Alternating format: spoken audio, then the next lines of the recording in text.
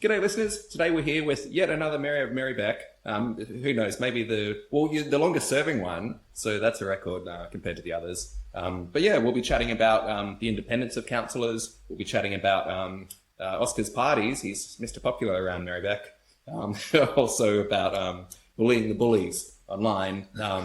Lots ahead. Yeah. Okay. Looking forward to it.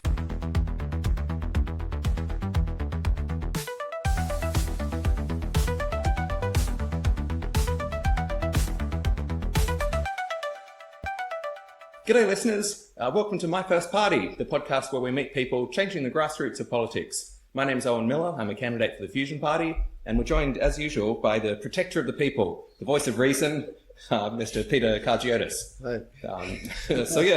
Oscar, you were saying before, longest serving mayor of Merri-bek, longest serving councillor of Merri-bek. Yeah, so I got elected in 2008, Owen, and my fifth term this term. Last election I was able to, yet again, thanks to the voters, was able to get elected quite easily. In fact, I think every election I've been a candidate, I've been able to get elected quite easily, and I've been getting elected on primary votes, which is pretty. Oh, I see. Because most of the time, as you know, you got to wait for preferences. Yeah. The last three elections I haven't waited on preferences. I've got elected quite easily. Yeah, I wonder, is it tricky, do you reckon, making the preference deals? Yeah, it is. Look, I've always campaigned with the intention of not relying on the preferences, but it is. It's really tricky. I mean, there are candidates that have waited a couple of weeks because of the preferences, how they flow. Even the early voting centre, the votes from there, you have to wait for those as well. But yet, I've honestly been lucky, and that's because of the voters. Yeah.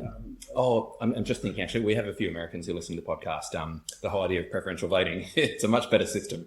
But if you vote number one and that person gets eliminated, then your second preference vote now kicks in at full strength. It allows smaller parties to get in. That sort of thing. Yeah, it does. Look, I mean, it's got its advantages and disadvantages because you could poll, very small primary vote and still get elected based on preferences.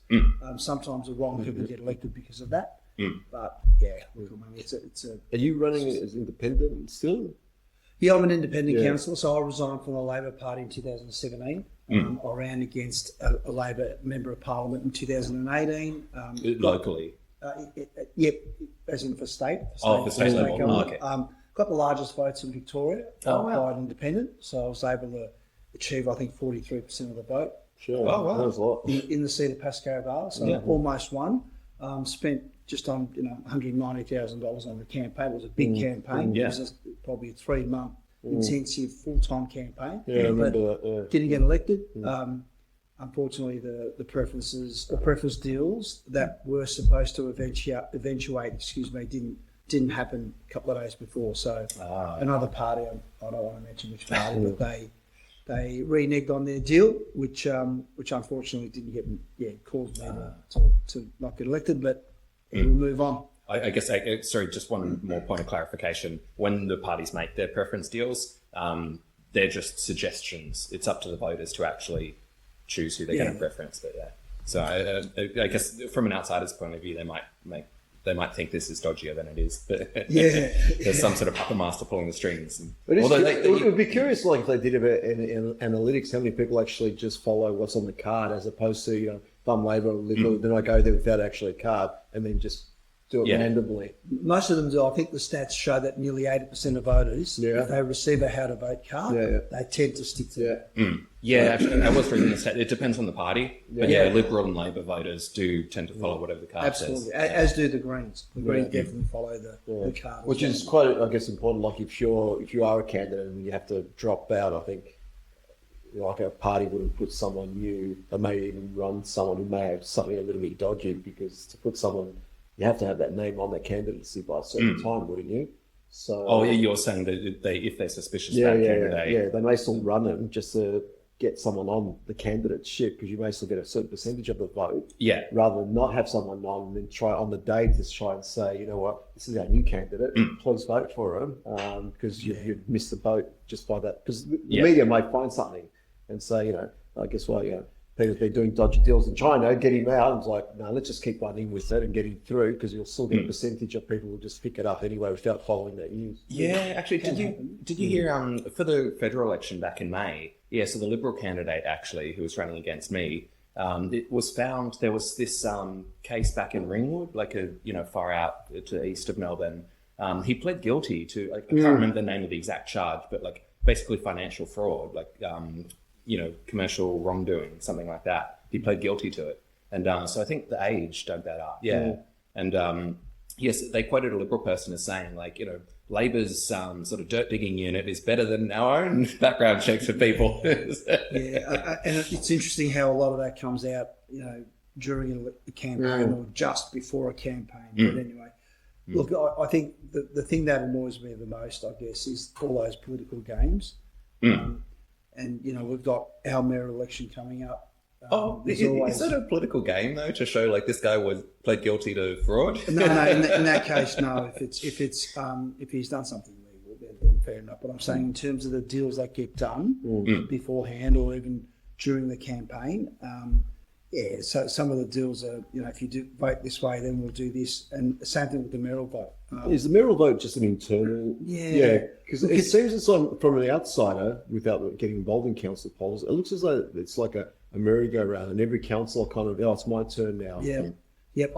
Look, I mean, I hate the mayoral vote. Every year this is it becomes a real, I guess, a challenging situation for all councillors because, obviously everyone wants to be the mayor. But it's based on the numbers that you've got in council. For example, if you're a Greens councillor and you've got if there are six current councillors that are of Greens background, then or support or members of the Greens party, they've got majority. So out of the 11 councillors, 6 of them, if they all belong to one party, have majority. Therefore, they will decide who becomes the mayor over the next 4 years. Oh, I guess it's an anomaly then. Helen Davidson being the current mayor. That was very interesting. That's because Natalie Abood did strongly say she would support Helen. What's Natalie's background? Sorry? Political. Natalie Abood, she was a Green, now she's an independent. Oh, okay. But she still is friendly with the Greens. Yeah. Okay. Yeah, I'd say that.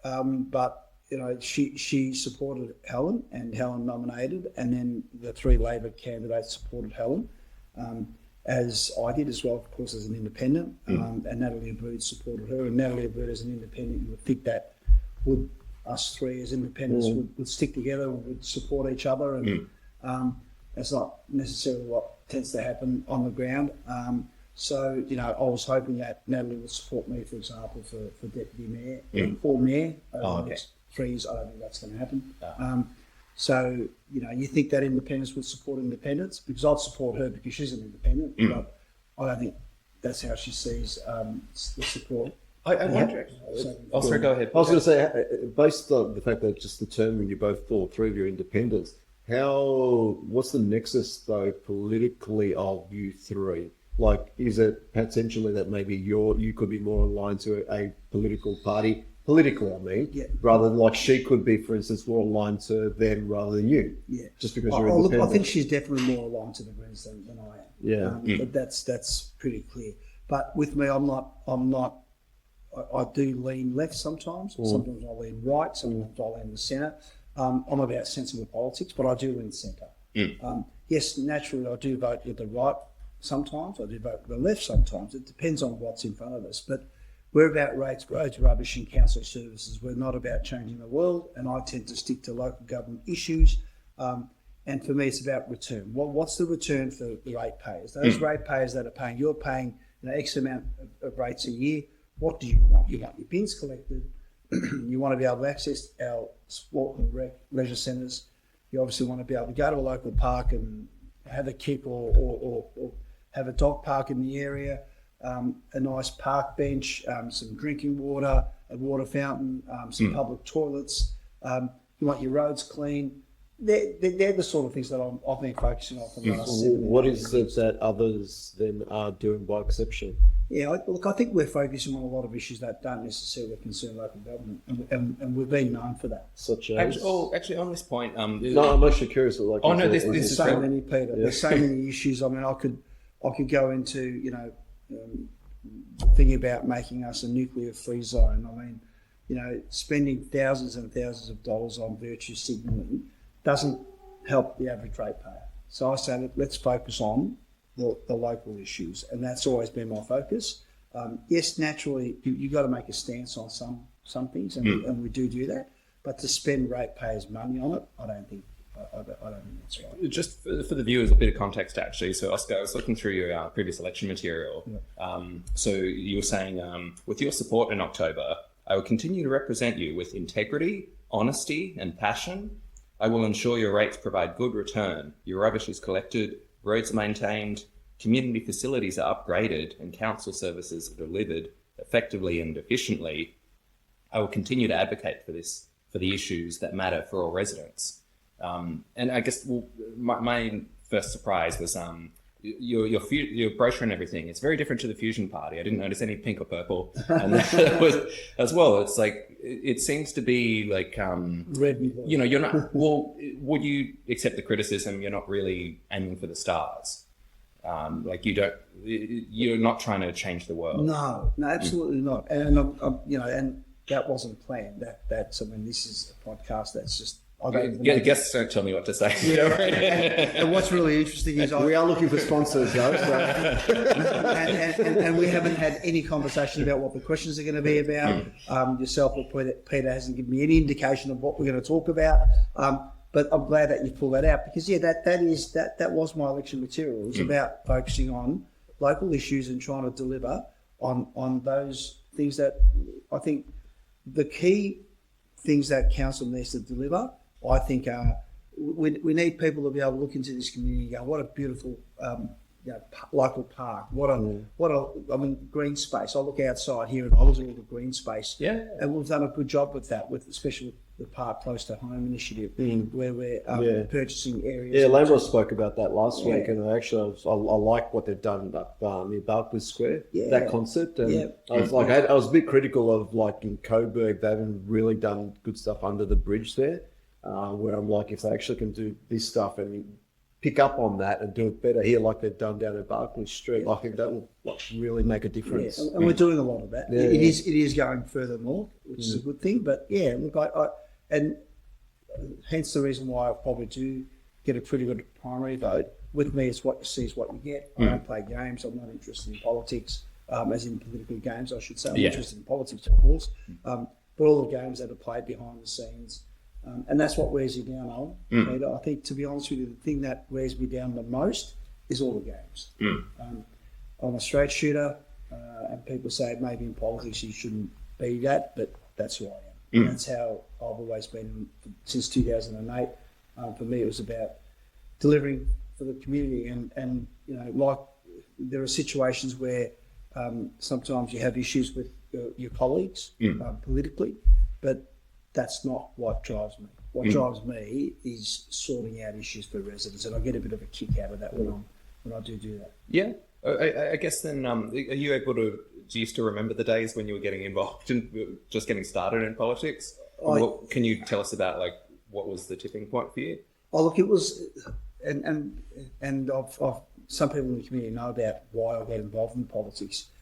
It wasn't. I didn't get a tap on the shoulder, to be honest. I did join the Labor Party branch because the federal member of Parliament said you'd make a good politician, but that wasn't the real reason. I was pushing my daughter on some swings in Brearley Reserve in Heliopolis Street in Pascoe South, and true story. And my daughter was only 3 years old. I was pushing her, and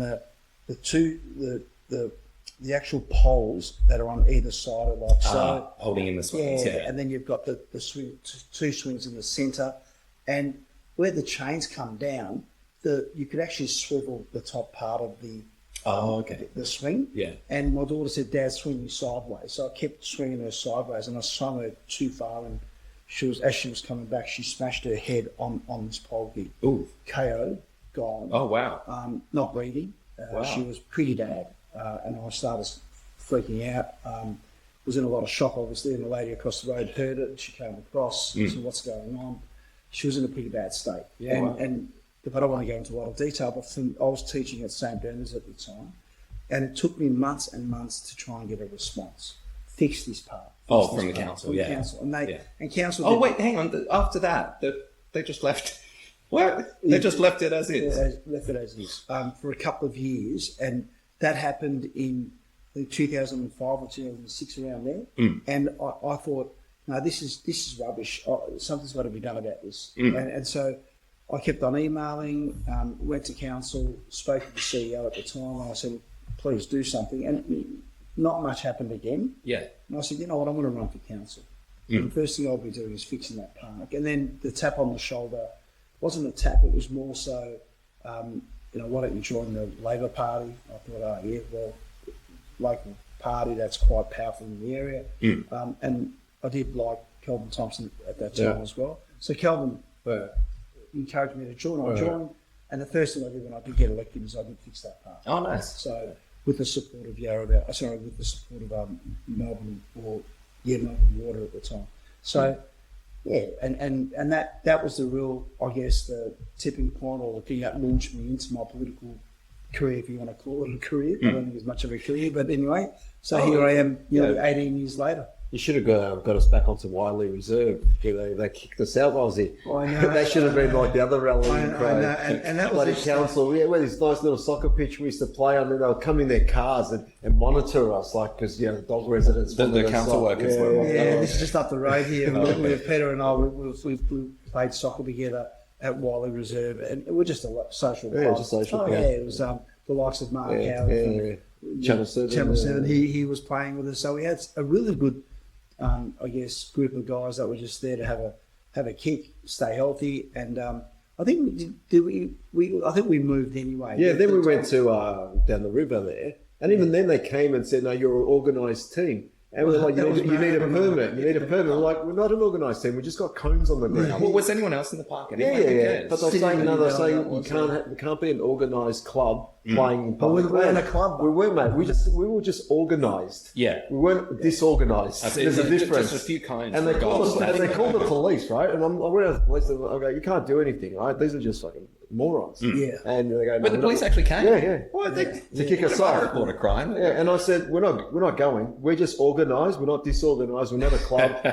It's just a bunch of guys, and you can't kick anyone off of public ground. For example, even Arden Street in North Melbourne. The dogs. The main one. You can go on there and have a kick. If the club's not trained, that's an AFL team. That public trains land. out public land. So, I mean, I can go to the city of Moonee Valley, I can go to the city of Hume, I can go to the city of Darabin, go onto a park with a couple of mates and have a kick. In fact, I think we should be encouraging that, but if you're an official team, fair enough. But we're not, and there is something to be said, and I know you've probably done some stuff at Pascoe Vale and helped that club out a bit and stuff, but there is something that's to be said also for maybe some elite clubs which don't get the protection they need as well. And I know, like Brunswick City, for instance, where they're trying to obviously help sport as well in the local area, and the clubs also need some grounds fenced off as well to allow them to develop what they need to. I agree with you. A lot of other councils won't agree with you. But if you want sport to flourish and sport to develop, you need to have, as you said, Pete, especially the NPL clubs, I think need a fenced off facility. The National Premier League. For example, Dunstan Reserve has that much space. There's no reason why you couldn't the main pitch 100%. secure that, lock it up, don't let anyone on there, because there's it'll save the council money too, right? To look after, because they have to go. Dogs go in, they dig it up. Oh yeah. Because you have to have it at a certain level as well as in quality. Yeah. So, and again, to have that sort of elite level there, you need it. The communities need it. We've got that at CV Smith in Faulkner. So Faulkner, one of the main ground gets locked up. But then you've got another facility next door which is in pretty good condition too. So I think we need to do that at all clubs. But look, I don't know how far that's going to get because in terms of locking it up though, I guess another alternative is to have like explicit dog parks, which would they always be? And we have them. And I'm a dog lover. I've got a dog. I love dogs, but I think there's a place for dogs, and I don't think on sporting facilities because even driving here, I actually saw one of my neighbours whose dog was doing its thing on the nature Oh, street. we name and shame Aussie. Go on. No, won't be shaming them, but I actually saw in a rear mirror they didn't have a doggy bag with them. So, But I think what I was talking about, like even at North Melbourne near Arden Street, where they've got the fenced-off dog parks. I know Strathmore's got it up there I as wonder well. how appealing are they? Like if you build But people use it. there's one just here. Well, but I mean, There's a- if there was a dog park and a field, like I guess equally close, you'd think Yeah, dog owners would choose the dog park. I think people would still choose the oval over the dog park because it's dangerous though. Like I think even my own dog is a little cavoodle. Was at the dog it's not a dog park, but I was at Brewery Reserve and I was talking about, and it is an off-leash park. So my dog was running around and a bigger dog, German Shepherd dog, attacked it. Oh wow! Blood everywhere. So I mean. It depends on where, but we do have fenced dog parks, but a lot of people don't necessarily like that because it's not as free as an open, football oval or soccer pitch or even a cricket, where cricket's played. So, I think we have to have designated dog parks, and I think there needs to be less off-leash dog parks because clubs are complaining that their kids are training in dog poo. Well, sport for me was always the whole skin of the right? Yeah, and they dig the hole. Dig Yeah, holes and it's you dangerous. fall over, when break you're bones, running and yeah. so forth, Yeah, it does create a lot of hazardous issues for footballers and sportsmen because, if you fall into one of those holes, you can break your ankle. Yeah. What other stuff have you been passionate about since last season? Oh, look, as I mentioned, for me, it's about, I guess, facing the issues. And the issues for most residents are that, rates raise rubbish. And for them, rates, we've had to collect the emergency service levy on behalf of the state government, so rates have gone up. Again, most of my residents are complaining about traffic, they're complaining about speed amongst our streets. A lot of the matters are state government related, not necessarily council. But I don't see too many. The complaints are, I've got some complaints right now that I'm addressing about gutters being full, the road not being level. Oh, okay. So it's all infrastructure related, footpaths. A lot of the issues that come to me are the day-to-day things. And you know what? We're an ageing population, with ageing infrastructure as well. You're always going to have challenges with being able to support the elderly, being able to support teenagers who've got massive issues going on. But for me, it's about driving, I guess, activity in the area, and whether that's through sport, whether it's through economic growth, whatever it is that people want me to do, I've always put my hand up and said, I'm happy to be there for them. And how are you different? Why did you win your seat? What differentiated you from the other candidates? Yeah, look, I don't take anything for granted. I still ran a decent campaign. I do run a pretty effective campaign. I did door knock this time round. I probably didn't need to, but I hate being... Oh, was this your first time doing door knocking? No, I've done door knocking nearly every election. So People are normally pretty receptive. very, very receptive, Okay. yeah, especially running in the seat of... running in the ward of Pascoe South. I know a lot of the people in my area as well, having taught... I went to Coburg North, Coburg High, taught a lot of the schools in the area, so there's a lot of families that I still know through generations. So, look, I think just being out there, talking to people about the issues, not fluffing anything, just telling them how it is, and not making any promises or commitments I know I can't deliver on. So I tend to under-promise and over-deliver rather than say, I can do this when I know council can't do that. Yeah. You're only as good as the people around you. I really believe in that, as in your colleagues with things that you want to push. But for me, the things I want to push, or the things I want to deliver, are genuinely things that residents want, and that's what most of them want. I'm not interested in things that 5% of the population want, because most people out there don't regard them as serious issues. So we've got issues with look, I can go through so many, from planning to as I mentioned, to parking. Parking is a massive issue at the moment, and it will continue to be. Will it? What if we get better public transport? Yeah, good, but there are still people, for example, yesterday with all that rain, would have been hard to jump on your bike or hard to walk to public transport. The biggest issue is in our area is the distance you need to walk to public transport and then having to wait for a bus, then having to take the bus to the Melville Road, get off at Melville Road, take the tram. And if the tram's not operating, then how do you get to Melville Road? So you've got to go up to Pascoe Vale Station, go back that way, or go up to Coburg Station. So what's the solution? Look, we're always going to have the same challenges. And is public transport the way? Is it as efficient as it should be? Yeah, but it's not. What the answer isn't is transurban, right? No. We've landed ourselves as a nation. I won't even say Victoria, but as a nation, to this gargantuan monopoly. We've changed the roads to feed it and make sure the contracts are fulfilled. That was actually, viewers might not be aware, but I know that in Sydney, for instance, when Transurban was building one of their new toll roads, part of the deal with the government was that the government would reroute some. Oh, they've done it. Some they did government it here. road. Yeah, they did it all here. They would reroute some government road to be basically less convenient and feed traffic onto the. No, but even here, road, all the roads were blocked and so forth to feed into the road because the contract says if their rate of profit doesn't, X, the government has to take penalties. And the most profitable gantry in the world is Moreland Road. It's the Albion Street Moreland Road line.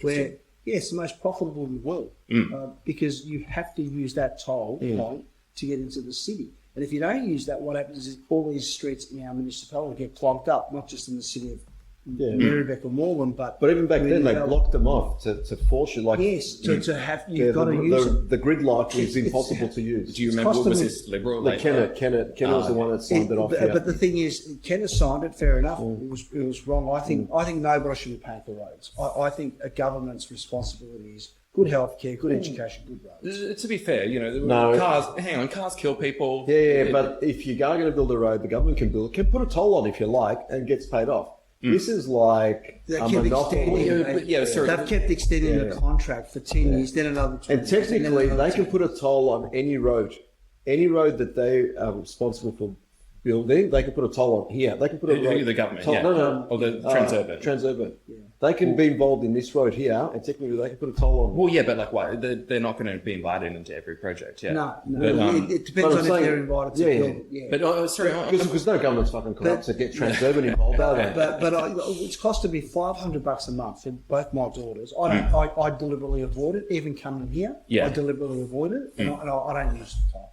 because I don't think we should be paying for a road that we effectively had anyway here. The toll we effectively had. They basically just took the bank and then said, well, we're going to now charge you extra fees for some additional and people stuff. still say they call it a freeway. Toll freeway. It's not a freeway. It's not free. Can we get back? Sorry, you made a point before, Oscar, that roads should be free to use. Isn't this like the tragedy of the commons that we were talking about before? Like, the dogs pooping in the park. There's this notion. Many people think that not only should driving be free, parking should also be free. Would you put yourself in that camp? Depends on where parking. I think in some areas should be free. For example, we don't charge much for parking in this municipality, and I hope we continue to do that because why that drives economic activity. It drives. So free parking drives economic activity. Yeah, I think it does because people. Well, if no one can get a park to come to the business. Yeah, but if I'm going to come and get my hair cut or if I'm going to pay for it, people will be reluctant to use. The car park that's being paid for, they'll rather park somewhere else, and then they're clogging up that car park there as well. So I think most of the car parks in our area are free. But look, let's not beat around the bush. Okay, public transport's got a place, no doubt, and we need to improve, public safety for people to be able to walk, be able to ride their bikes. I agree with all that, but we're not Amsterdam, we're not Denmark, we're not. We could be London, right? Now, London has a much better public transport system than here. And London is big sprawl as well. Yeah. Now, I've been to London a few times and I love travelling around public transport. I've never driven. Yeah. And you just get buses, trains, above ground and underground, because it's there. Now, we'll say about the effectiveness or efficiency of the transport here, but we're commenting on what we actually have, not what we've invested in. Or Paris as well is a good example of in the last few years. It's not a competition. In Paris, you're right. I've used public transport. Even Spain, it's fantastic. I'm sure they had a dictator for a while, But you know, the transport system Most there of in Europe, Madrid but is brilliant. even Turkey, and even in Greece, Yeah. the public system actually works pretty well compared to ours. And Well, I thought we were just saying that public transport has its place and that we want free parking. yeah, but depending on the city you're in, but here. It's for example on a Sunday today. If you wanted to use public transport from where we are now, Oh, they don't and do regional services, yeah. Yeah, and I wanted to get to Nidri from here, from Brunswick to Nidri. Going to the city and back is probably the best option. I've got to go. I've got to catch a train from the local train station, which is Brunswick, probably a yeah. 15-minute walk. Then from there, I've got to catch a train to North Melbourne. Get off at North Melbourne. Then I've got to come back into the upfill line to catch the. Actually, no. Or you catch a tram, which will take you. a No, lot because longer. Nidri doesn't have a train station. not yet. So I've got to get off at Strathmore or Moonee Valley. No, Sorry, at Essendon. get the tram to the big flag there, and then catch the other tram all the way to the All entrance. the way to airport. So then maybe about an hour and 15. An hour and 15 or an hour and a half, Yeah. I reckon more likely that I'm going to end up in Airport West or Nidri. Today, yes. Yep. If I had a car now, let's be honest, Owen, 15 minutes on there. Yeah. So Because of what we've got now, totally. Well, I wonder actually, well, what would you say about, like, you know, thinking historically, you know, let's say someone moves to literally a place called Broadmeadows, you know, buys an empty block of land owned by the government, you know, buys it from them, decides to build a house there. They know it's far out from the city. They want more land. And then, you know, they sell it to someone else, and this new person complains, oh my God, it's so inconvenient to get from that's Broadmeadows true. to the But city. I just made the point before. Like I said, London is like that too, right? Oh, well, but Oscar, could you comment on, like, the legitimacy of these complaints? Yeah. When people say, I have poor public It's transport. interesting you say that because someone had to go up with me the other day because they bought a house right next to a football oval. And now we're developing that football oval. People are complaining, and I'm thinking, well, hang on, your backyard, you've got a gate that opens up to this facility Yeah. that you can go on anytime you like, and your kids can go and play sport there. Summertime, you can sit out there and have a barbecue on the oval if you want to. But you're complaining because you don't want us to develop this precinct or this sporting facility, but you've bought there. So what do you want us to do? Do you want us to move the facility so that it's just not realistic? So you're right, Owen. What you were saying before, we need good public transport. We need something that's accessible. We need something that's affordable too. It's not cheap. Mikey's not cheap. It's not cheap to travel on public transport. As much as people think it is, it's not. I don't think it is. No, but again, it goes back to the decisions we make and the ones more importantly that we don't make. So we had made a decision to sell the roads we had, right, and mortgage us and future generations. Yeah. We've made a decision to, for instance, whether it's federal, state, of who we tax and who we don't tax, right, corporations, etc., and where we invest our funds. So, and who we subsidise and who makes profit. And to my point, where I'm getting at is that we then decide to not subsidise the public transport system, which could be cheaper because we subsidise other things. Like, for instance, we pay the same amount for gas as what the Japanese pay for our gas. Oh, interesting. Okay. But what you're saying before, if you're, for example, Tarneit over at the west, or even Beveridge up at the north, let's say, give an example. Beveridge, for example, I go out there and play golf at Mandalay. It's from my house to Beveridge, it's about half an hour. Now, when you go out there, traffic is absolute chaos, especially if it's an afternoon during the week. Or even try to go to Doreen or any of those areas. On the weekend, there's one road. You're right. It's only one road. Yeah. The thing is, you go out there. There's no public transport. But didn't you know when you were buying in there that there was no public transport? Didn't you know there's only 2 lanes of a Hume that go out there? Didn't you know that there's only one road that goes into Beveridge and goes out of Beveridge? You knew all that. When you went out to Tarneit, they built a beautiful primary and secondary school, but the only way to get to the primary and secondary school is by car. There's no public transport. So we need to build the infrastructure before we sell. Yes, but going back to our earlier point, though. You knew. No. Sorry. Disclaimer. We may or may not be trying to gaslight any homeowners, and it's your fault for doing that. Yeah. But back to the point that we made at the start, the governments who are in bed with Transurban want them to travel like in Western Sydney, right? The consumers pay a fucking fortune to go up and down because they want them to, because someone is making a killing through that, right? Yeah. And that's Transurban. So back to other points we've made on this podcast where, we could be making decisions to say that person that you're discussing there, Aussie, fictitiously, but it could be the teacher, right, who lives now in, whether it's Tarneit, right, who has to come in to teach At Brunswick. Right?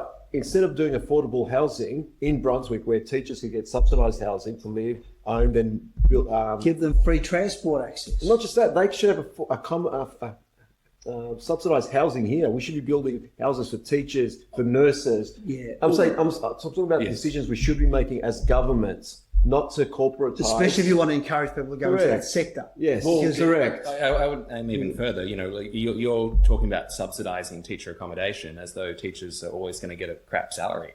I was just watching. I'll tell you what, Owen, as a teacher myself, I taught at Lauderdale Hall last year, and the work that teachers do, I don't care what anyone says. Oh yeah, they get 3 months holidays a year. Yeah, but I'll tell you what, you work pretty hard. Yeah, it's a hard job, and I think I was trying to make the point that they should get more, right? they should get. I guess when you mentioned that they would get a subsidy, I guess. No, I'm talking about housing to build. Yeah, sure. Public housing. Yeah, sure. It's nice. And to they get do that housing. overseas, Pete. Yeah, no, It's 100%. interesting, Well, but no, we need to do that because it's absurd to think that, this is Melbourne, that's Sydney. And those who can only live in Melbourne and Sydney are those who have been subsidised by the government through capital gains and negative gearing, and they're the ones in there. And yet those who are going to service them in the next 30 to 50 years live out here. It's absurd because that's where we're heading. The serfs to service that live out here. And that's the society that we're building on purpose. So to the point where we're not gaslighting anyone who's had to live out in Doreen or because they're beautiful. We've done it on purpose. We want them to be driving in and out because they are the serfs that have to come to service those who've been subsidised to own the buildings in there. That's the state of play of Australia. Why not get rid of Moreland Road? Why not get rid of that gang? Oh, the toll road, yeah. Toll, because that's already paid itself off. Because we should have done like they did in the eastern suburbs initially. It's just go on the road as pedestrians and stand on it and say no one's driving on it until you fucking get rid of them. Yeah, I don't know if that's going to work, but I'll tell you. No, it would have worked if we all did it. But as I say, every single podcast, you get the government you deserve because we're all fucking apolitical and we're just like, well, but isn't, Johnny Howard great? Isn't, we all idolise our politicians instead of looking at the policies. The apathy out there right now to politicians, I think people have had enough. Because I think there's a lot of people that are quite selfish. There are councillors or politicians that are self-absorbed. It's all about them. We're here to serve. My sole purpose is to serve people. And if you're in politics to serve yourself and your comrades and your own family and your own friends and your own network, which is exactly what's going on, you're in the wrong. You're in the wrong profession, and most of these politicians are apparatchiks. They've come from student politics, gone into, whether it's working in an MP's office or working for in politics or for the party, and from there they've just been looked after. And there's a lot of that going on. And I think the revolving door in industry as well. You see, like many of they work at Deloitte, whatever. These companies, they're meant to be regulating. They work at Morris. Labor MPs work at Morris Blackburn, or ironically, they then become MPs, or they'll work. Or the whole LNP, federal government working for the coal industry. Yeah. Well, what are you saying, Peter? Like every defence minister has gone on. Pretty much, yeah. So you look at from Christopher Payne, you got ScoMo, who probably had multiple portfolios into probably defence. He's now a lobbyist for the defence industry. And it's interesting how, some of those MPs, when they do finish, they become either lobbyists or consultants working for the portfolio that they had. Yeah, I guess you aren't planning retirement anytime soon, are you? No, not yet. There's a lot of people that would probably hope that I did leave politics entirely, but no, that's not going to happen. No. And someone said to me the other day, why would you, for 30 grand a year, why would you put up with all this rubbish? I said, because I genuinely want to serve the people. My whole purpose on council is to be available, be supportive, and do things for the community. That's the whole purpose. And the day that I don't enjoy doing that will be the day that I hang up the gloves and go, I'm done. hang up the boots, I should say, and say, no, Hang up the sash. Yeah, or the sash. And say, yeah, no, look, I've lost my mojo, but I haven't lost the motivation to keep doing the right thing for the community. I've lost the motivation to go to council meetings and be with some councillors who generally don't, I think, have respect for me, or have respect for my views.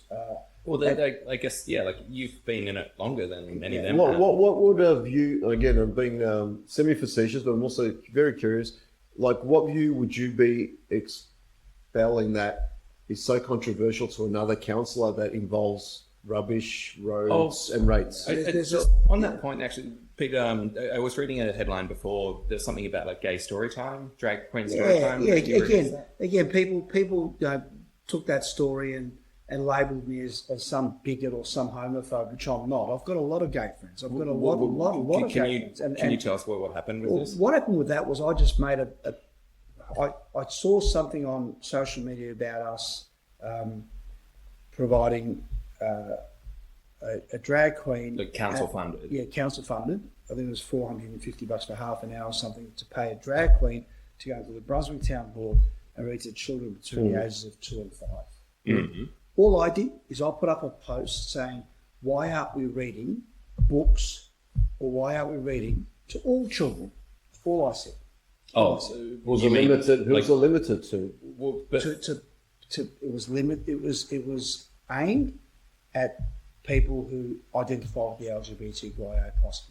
Okay. Which is fine. Yeah. You want to do that? But I don't know why we need a drag queen to do that. But I said, why don't we offer education programs or story time for all children? Why do we have to single out? Because I think the average person right now doesn't really care about anyone's sexual background. I think most people, I mean, the good old days back in the 60s, 70s of the bashing, that all that rubbish doesn't happen now, and it shouldn't happen, because each to their own. People can get married to whoever they want, do whatever they want. I've got no issue with that. I genuinely don't have an issue with anyone's sexuality. But to ram things down people's throats or say this is how it's going to be, we've lost the appetite to debate things. We've lost. We can all have a difference of opinion. Let's be honest. What's going on in the world at the moment is you can't have your own opinion. You can have your opinion about something. Let's agree to disagree, but let's shake hands and move away with respect. Yeah.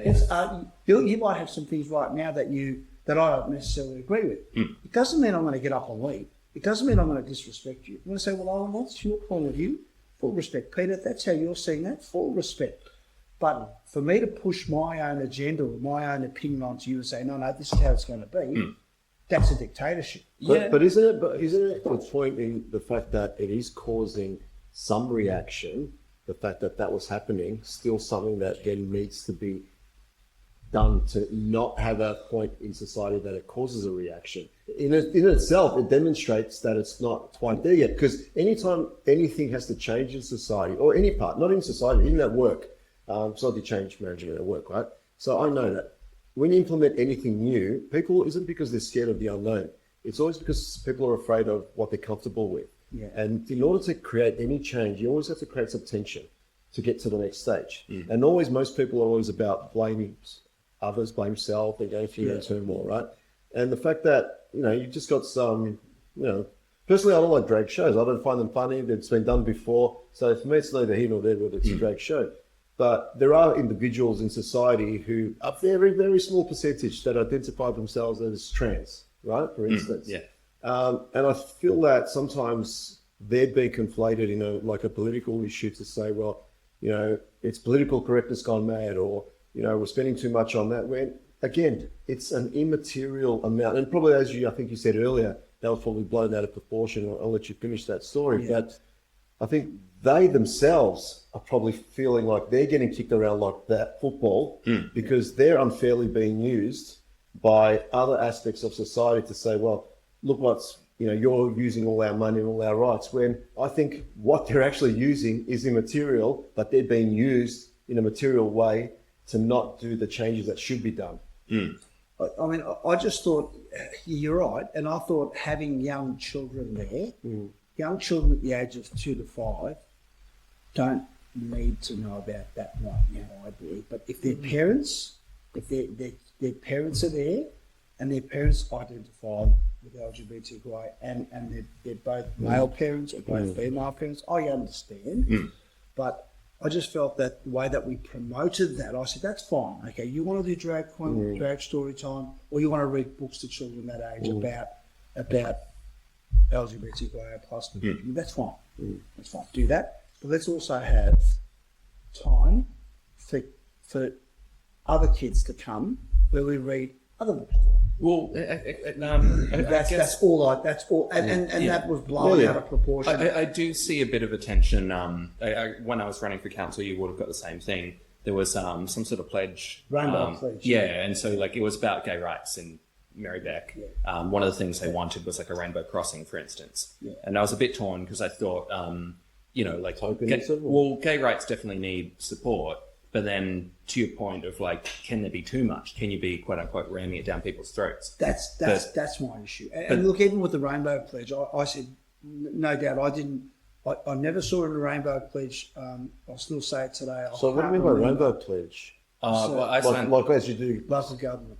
But to elaborate on that point, so perhaps we can agree, let's say 2018, when Sydney hosted World Pride, that was probably the peak of gay rights in Australia. I would say there's still more room to go, but, there's been like very strong migration in Australia over, like the last 10 years. With Australia having such good, gay rights, elsewhere in the world doesn't have that culture. There are many places around the world where gay people don't exist because, they disappear. So I'm saying that, in order for Australia to still have its like acceptance of, LGBT communities, that, we need to constantly be vigilant, constantly be having, like pride parades. But we don't, I don't think we need to hear about it all the time, because I'm saying... Well, you were saying from an early age, let's say some family moves from, we don't need to name a country, but somewhere else in the world, they're, more homophobic than Australia is, the parents, they're already grown up. They've already got their ideas. Yeah. Do you want this kid growing up in like Australian culture? So I've got 2 points I'm going to make there now. So one, I'll argue against your point, but I don't believe it. Okay. I'm going to make an argument that I don't even support. We'll guess Peter's true opinion. So no, because I could say, right, to that point, let's say migration continues in Australia, and we could get a lot of people from different countries who don't share the current maybe Brunswick vibe of inclusion, right? Which means that our society's social, political change is changing. Yeah. So therefore, should our laws then reflect the new status of the country, not them integrating into the current, because it's being changed. Yeah. Like, when you study something and, you change it. Yeah. So this is now the new thing. So therefore, we should always be on the pulse of society and let, Mr. Stefanovic tell us every morning what it currently is and what on the barometer of inclusiveness or not we should be indulging, right? I don't believe in that, but I'm just saying that's another argument, right? But I also want to talk about the point about, here we are talking about, say, whether it's trans or, and how we view it as male adults, right?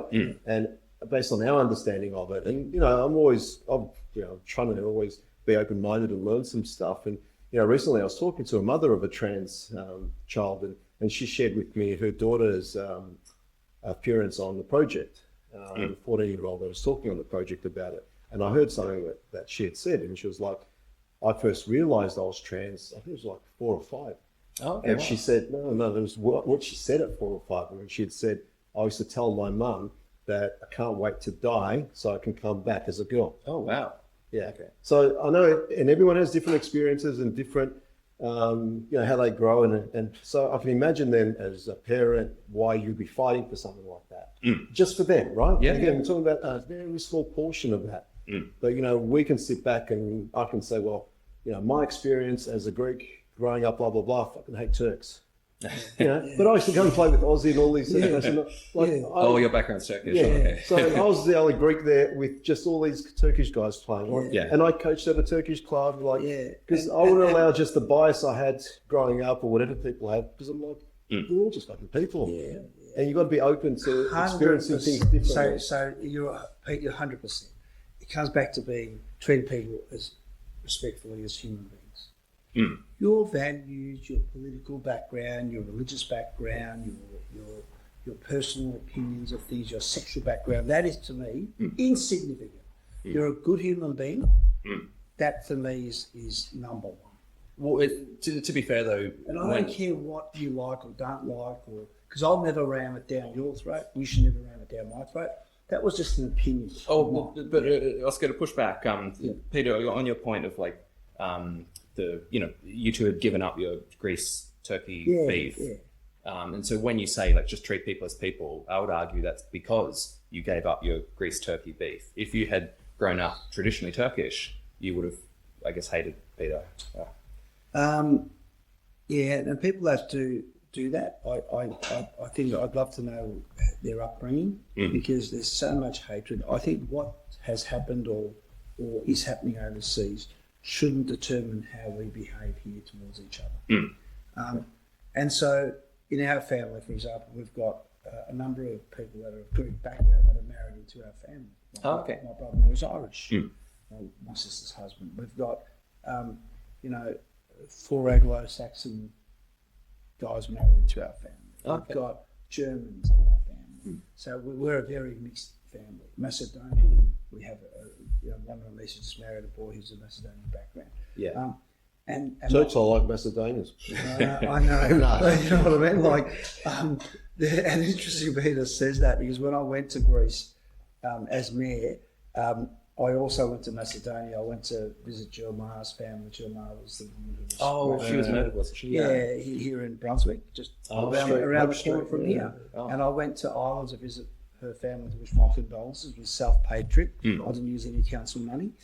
But while I was there, I also went to Greece and I went to Macedonia. But in the leader newspaper, they did a story about the fact that the mayor will be visiting Greece and then Macedonia, and a whole lot of Greek people ring up and say, why are you going to Macedonia? It's not Macedonia, it's the former republic. And I'm going, well, it's on the map of it's on the world map as Macedonia, and there are a lot of traditional Greeks that weren't happy about it. And my best mates, like even today playing golf, are of Greek background, of Anglo-Saxon background, and Italian background.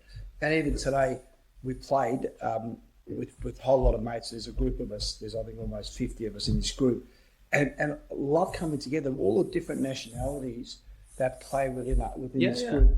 Afterwards, we have a few drinks, we have a meal, and it's just fantastic. I would say, like, the multicultural harmony we have in Australia, I'd argue it's the best in the world. Only Canada, I think, compares. Yeah, you're right. You're spot on. Yeah. I think it's one of the best things. And how good is it to walk down Sydney Road and you've got these different cuisines, the different restaurants, and everyone seems to get along, and that's how it should be. And shouldn't be based on, like, I never look at a person and go, oh, okay, your background's this, so I need to react. Yeah. No, I treat everyone equally with respect. When they start treating me with disrespect, I tend to walk away. I don't engage with them. Like Kiri. Okay. That's a soccer thing. Yeah, you're right. It's a football thing. But you wonder. But I also always question on the upbringing of that person. Like my parents have never raised us to hate anyone. Like born in Melbourne, we grew up in Merri-bek in South Australia for 8 years on the farm. Very Aboriginal Anglo-Saxon town. Oh, okay. Probably one of the most Aboriginal Anglo-Saxon towns in South Australia. Lived there for 8 years. That's Bob Hawke. Is that Bob Hawke's hometown? No, not Merri-bek. Oh, I think Watertown. Watertown. Yes.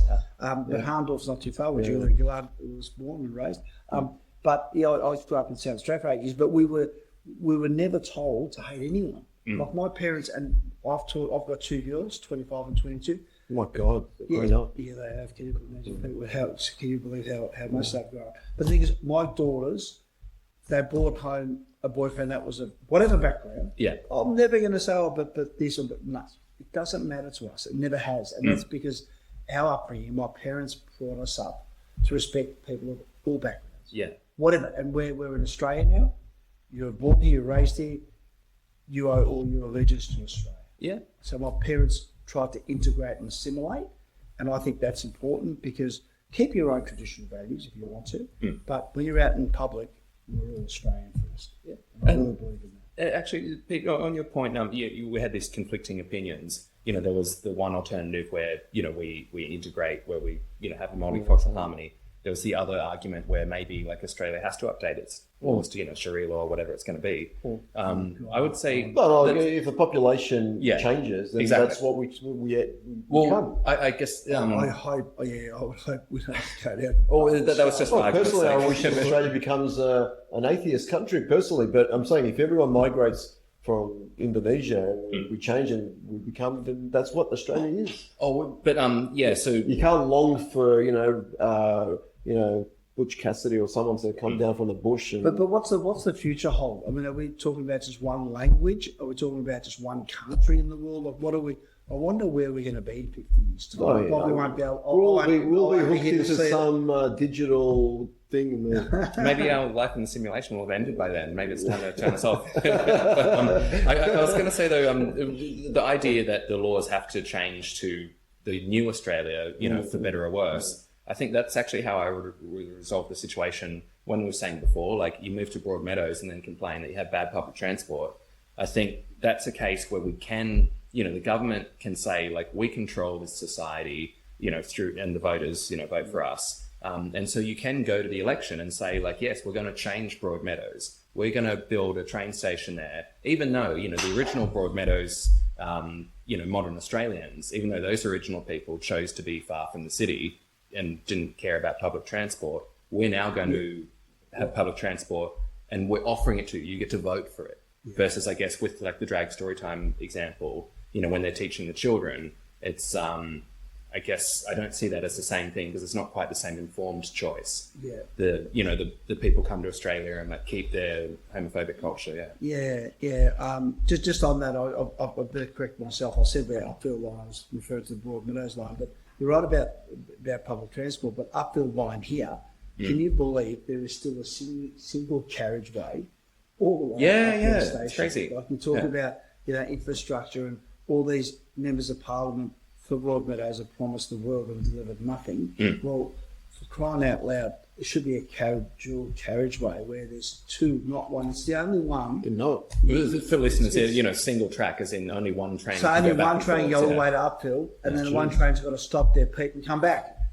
Like, you talk about efficiency, why not build wide? Because you're in Broadmeadows, so what are you complaining about? Well, that's not right, because people in Broadmeadows should have the same rights as the people in Brunswick. People in Brunswick should have the same rights as the person in bloody Nidri. So, and this is what the problem is, because you live out there, you don't get accessible or available, but to whatever it is, and that's not right. The services should be the same and should be the best, but unfortunately, it's not. But yeah, look, do I regret? I think the biggest thing with the drag story time is I think I regret hurting some people, and I did. But I didn't attack anyone. I didn't single out anyone. I didn't say we need to stop this. I just said in my post, and again I'll share it because again can't hide from the truth because I posted it. I said, why can't we just read books to other kids as well? But I think it gets to that point. Like, and again, your words and what you said, but even from my experience, as I was articulated before, these things have come to me because I've kind of learned about it. Like, I've probably had the same sort of original reaction or just said something similar like that without knowing the background and how people have experienced and are experiencing that. So subsequently, I've been exposed to that. I'm like, oh, shit. I can now begin to sort of empathise how someone is going through that and sort of link it to maybe how I've experienced something in my life, not the same. And I can like, okay, I can see how they would be feeling in that space, being isolated and feeling like that. And I can't really comment on that because I'm not going through their exact experience, an issue. And then when I hear a child, she was 14 when she said that, said, when I was at that age and I was saying, Mummy, when can I die? So I can come back as a girl. It's like, all right. And, these kids don't go through these changes on their own. Like, obviously, they have to go to psychiatry and get all these things to go through. Look, I think people's expectations of counsellors 100%. Anyone in that public are very high. Counsellors aren't earning. The mayor earns 150 plus car. The deputy mayor earns 90,000. This is why we've got to fight every year in every council. It's not just about the position. It's about more the money. It's about the money. I'm telling you now. I know it's about the money. Number one is the money. But it's a lot more hours to put in, isn't it? Not really. There's no KPIs. Well, the mayor and deputy mayor can do whatever they pretty Well, I think much as want. Imres Lambros told us last week, like you said, it is a full-time job being a councillor, like you do it properly. So, I'm assuming the mayor's... to do it properly. I think that's I don't agree with that. A councillor on 42,000 or 48,000, whatever the hell we're on a year gross, you're on about 25, 30 grand a year. You can't live on that. No. He's saying the role is not that they have pay you to. The role's not full time. No. There's no KPIs. You're not giving them the CEO or the mayor a weekly update of where you've been, what you've been doing. The mayor, for example, when I was mayor, again, hand on heart, I was doing about 150 events a month. Oh, okay, wow. Right? A month. I was here, there and everywhere. I was working probably about 80 hours a week. I'm not exaggerating. Yeah. If I was mayor now, I'd be working even on a Sunday. Oh, like 7 your days a regular week. job you're still doing. It was 7 days a week. I didn't take any part-time work. I didn't leave. I didn't rock up to council at 2 o'clock in the afternoon and go, oh yeah, I might do a couple of hours work and look like I'm working and then go. Yeah. But that's what the mayor can do. The mayor doesn't even have to come to work for 4 days. The mayor doesn't have to come to work at all.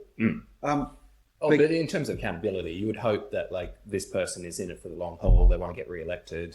They're not going to get multiple re-elections. There's no KPIs. The same thing with members of parliament. There's no KPIs. So the expectation of council laws is that we need to be available, accessible. People will ring me and say, well, why haven't you returned my call? Well, you only called me half an hour ago. I've got a full-time job. I work full-time. I can't work on 25, 30 grand a year. Yeah. And I don't think Lambros can either. No. When he was a councillor. Just curiously, what do you do on the side? I work for a textile recycling company now. Oh, okay. But I'm still a qualified teacher, obviously. I taught at Louder Hall last year. But I'm working there at the moment, and it's a full-time job, and it is 5 days a week, and even some weekends and some nights. But I try and juggle that between those two jobs, then family. There are a whole lot of other significant things going on in my life that I'm trying to address, but I'm isn't that if you're working in textiles, isn't there a conflict of interest that you're trying to make Brunswick fashionable? Care more about clothes? That's my job. What I'm trying to really do, Owen, at the end of the day, is to prevent anything going to landfill. That's my passion with what we do, with my full-time job, and even the two directors. I look after the business development, but our passion is to not have anything go to landfill. Yeah. Especially textiles, because some of it can biodegrade up to 200 years, and so that's our passion. So we try and reuse and find a solution to any textiles that come in. We collect about 180 to 200,000 kilos a week from charities. Oh, okay. Stuff that would normally go to landfill. Yeah. And we find solutions. We find homes for those textiles. Whether it's reusing them, whether it's finding other solutions, and we've got a number of solutions that we have in place. Oh, great! So that's what we do. Yeah. I wonder. Let's do the quiz, shall we, Peter? We often do. We have. You have to guess the quote, like a political quote. Who said it? Here we How go. much do we agree with it? Okay. I don't know the answer. Anyway, so listeners, if you'd like to play along, if you have selfish, ignorant citizens, you're going to get selfish, ignorant leaders. Are these leaders in Australia? I'll give you a hint. This was said by an American. I was going to say that sounds like an American one. We don't have. He wouldn't be that. No, it's not Obama. He has lots of spin, Obama. He's not going to say this. Why not? It'd be something like the Kennedys that would say something like that, or the one before Kennedy. No, all the American presidents, going back 100 years, they're all smooth talkers. They have a lot of spin. Not so much Donald Trump. It's got to be one pre I reckon. No, I think what Owen's saying, it's not a president. It's not. Oh, it's not a president. It's not a president. I'll give you another hint. It's not even a politician. No politician would say this, would they? Well, I would. I think the politician would, because I'd be saying, I'm elected because I've got smart electorates. That's the other spin on it. Oh, okay. Anyway, but it's an American, so it couldn't be Einstein. It couldn't be. So for the viewers, it's Walter Cronkite. George Carlin. He's a comedian. Oh, okay. Really? Do you know him? No. Yeah, he's political, very cynical, cynic, and it's actually quite good. Well, but don't you think he's an atheist as well? I think that's correct. Oh, you would say that publicly? That No, but I think there's a flip side to it as well, as I said. Because if I was a politician, I was elected, and I said that, I'd like, because it also means that because you elected me, I've got smart. Oh, yeah, you could. Read the quote again. So if you have selfish, ignorant citizens, you're going to get selfish, ignorant leaders. Conversely, you get what you vote for. I believe that. You get what you well, vote for. the notion that George Carlin is blaming the citizens for their bad choices in voting. I don't hear any, popular politicians saying, that voters could even possibly make the wrong decision. Do you think they do make the wrong decision? They do sometimes? make some of them vote in a government they think's going to do the right thing. They don't do the right thing, and they still vote for that same government that's doing the wrong thing, and they get them re-elected again. And you just think, what are you doing? Like you voted for whichever government it is. I'm not going to mention party, but the government's doing a pretty shit ass job. But yet, who are you going to vote for? The same government again. Like it's a bit like that insanity quote, expecting something. When you keep doing the same thing, we're expecting something different. Well, if you keep voting for that same party, you're going to get the same party. You're going to get the same results. You're going to get the same things that are going on. So how about giving someone else an opportunity? But it's all about power. It's all about money and power.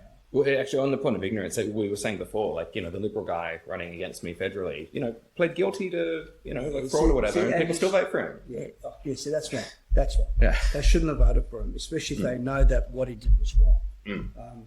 Yeah, no good. But you reckon that people... Actually, so when I was reading through your brochures before, some of the people who are publicly endorsing Oscar... So there was Anthony Koutafidis, the former footballer. Yeah. I was really surprised. So a footballer, someone from the Vietnam Veterans Association, Sushi Mango, the comedians. Yeah, I know the voice, someone from the Australian Food Allergy Foundation. Yeah. I guess it's, I guess, if it was Labor, it'd be like a whole bunch of workers, unionists. Yeah. You have a real mix here. Yeah, look, I think, again, I think one of my really good strengths is my ability to connect with people, and I've got a lot of really good people I know. There's a lot of, I'm not name dropping, but I meet people, for example, before I know Peter, and we met, we connected, we clicked, and we've become good mates. And would Peter get an invite to my 60th? Absolutely he would, because I look at Peter as a really good mate. But there's so many. I remember when I was my 40th down here at Layla Receptions in Brunswick. We had to book the reception centre because when I started going through my list of people to invite, I was up to about 350. Oh, okay. And I said to my wife... Mr. Popular. Yeah, I said to my wife, we have to keep... we can't do this at our house. So we ended up having 480 people, I think. I think you were there, Pete. We had the casino. Yeah. Remember that? Yeah. Oh, that sounds fun. Yeah, we had about 450 people there. So I'm just wondering where we're going to do our...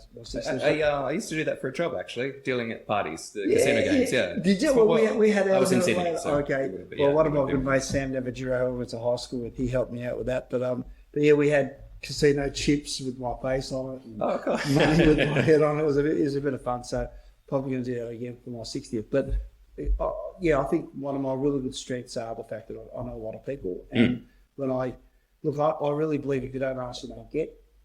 And what do you got to lose?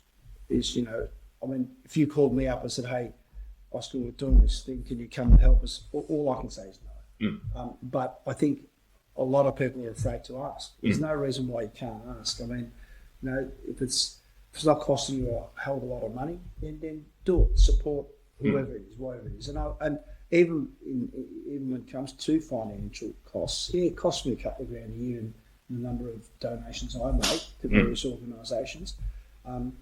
And I don't use council money for a lot of things because I do it myself, not because of financial gain or any return. I do it because of honesty, transparency. Oh, yeah, it's about honesty. What's the most controversial thing you're supporting at the moment? That I'm supporting? I guess the thing that's coming up now is the cat curfew. I'm guessing you would be. I've got a cat. Yeah, and they're saying that they don't want the cats roaming the streets after certain times. I think, to me, you can't make a decision before the vote is coming up on Wednesday, but I think I think we're probably... who's voting? The councillors are voting, aren't they? Yeah. I think we're probably patronising our residents. I think people are responsible enough. I've got a dog. Well, how come the wildlife keeps dying?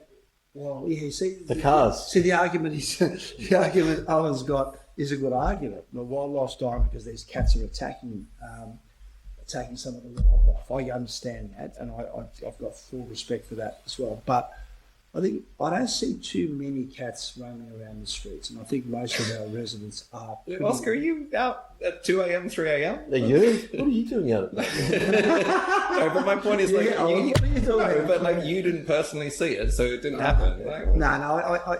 Look, I think that the restrictions, the times are probably not. I think they're a bit far stretched, but that's just my opinion. But we'll see what happens. I've been hoping you want to come home at that night, at time of night. I don't know what to say either. I don't get So they're saying from do let's say they from want a 9 cat p.m. as a pet? Like, Yeah, I do. if you want a cat as a pet, why isn't it in your home? Why is it wandering the streets? Yeah, well, and council needs to make sure that those cats that are roaming the streets that don't belong to anyone, we probably need to. Well, any cat. Well, sure, there are stray cats, and I noticed. The stray cats. I did invite.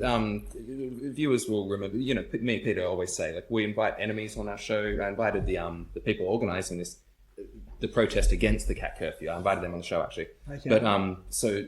They're against the cat. Well, maybe they didn't come on the show because they heard some of the previous things I said with Jay Kiyosaki, our councillor. He was on the show before. We chatted about the cat curfew then. Yeah. He's if I recall correctly, he was very much pro cat curfew. I think I would be the most pro cat curfew person around. Yeah. Have you met Ava? Oh, okay. I should meet Ava one day. But yeah, the way I see it, like, you know, cats, they're a foreign animal. They have no right to be here. Hold on.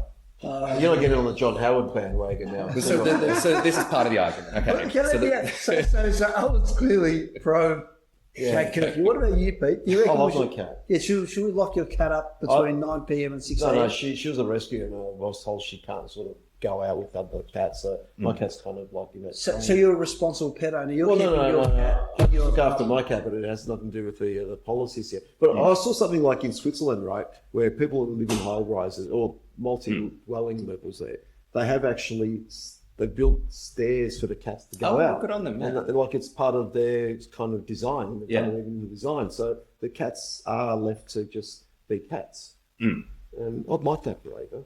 Yeah. Well, like, certainly if there was more, I'm imagining like doggy doors as well in apartments. Yeah, So like, how come the dog, like, why does it have to be stuck in your Correct. apartment? Yeah. Well, do you have a cat door at your place where the cat can No. At the moment, she's still just in because, like I said, she was a bit traumatised. And yeah, so.